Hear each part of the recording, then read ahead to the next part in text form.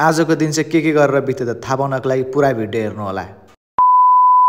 Hello everyone, welcome back to my new mini vlog. आयो हजुरहरू सबैजना सन्चै हुनुहुन्छ होला। अनि आज म र मम्मी ब्याङ्कमा सानो काम भएको भएर ब्याङ्क जान लाग्यो। ब्याङ्क आएर पनि हाम्रो काम सकिसकेर अब चाहिँ हामी घर जान लागेको। घर आइसकेर घर आउने बित्तिकै मलाई भोक लागे जस्तो भयो, त्यही भएर मैले चिया र पौरोटी खाइदिएको। खाइसकेर त्यसपछि म फेरि पर्सा जानको लागि रेडी भएँ। जाँदा जाँदै बाटोमा बाइकको पेट्रोल सकेर म चाहिँ पेट्रोल भर्न आएको छु। बाइकमा पेट्रोल भरिसकेर म चाहिँ सिधै पर्सा गएँ। सधैँ पर्सा चाहिँ किन जान्छ भनेर सोच्नु भएको होला तपाईँहरूले। म चाहिँ पर्सामा ट्युसन पढ्न आउँछु, मेरो दिनको 1 घन्टा हुन्छ, त्यही भएर म दिनकै पर्सा आउँछु है त। म ट्युसन आइपुगिसकेर मैले मेरो साथीलाई पनि भेटाएँ धेरै दिनपछि। हाम्रो 1 घन्टाको ट्युसन सकेर अब चाहिँ हामी घर जान लागेको। साथी पनि यहाँ छ, बाई भनेर घर गयो साथी चाहिँ। अनि म पनि घर आइपुगिसकेँ। घर आइसकेर यहाँ मम्मी चाहिँ मोबाइल हेर्दै बसिराख्नु भएको रहेछ। मलाई भोक लागिरहेको, त्यही भएर हामी चाहिँ भात खान जान लागेको। भात खान लागेको, तरकारीमा त मासु बनाएर राख्नु भएको रहेछ नि मेरो मम्मी। मासुसँगै साग र दाल पनि बनाउनु भएको रहेछ मम्मी। अब ढिला नगरिकन भात खाएको है त गाइस। हामी गफ गर्दै गर्दै भात पनि खाइसक्यो। आजको भिडियो चाहिँ हजुरहरूलाई कस्तो लाग्यो भनिदिनु होला। अनि लाइक, कमेन्ट, फलो, सेयर चाहिँ गर्न नबिर्सिनु होला। भेटौँला अर्को भिडियोमा। See you guys.